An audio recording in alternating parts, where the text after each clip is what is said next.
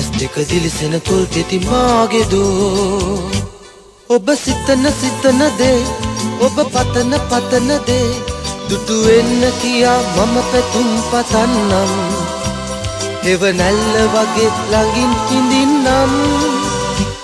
ඔබ කැමැති කියන දේ කටට රහට ආස දේ ඔබට කවලා පොවලා සතුටු කරන්නම්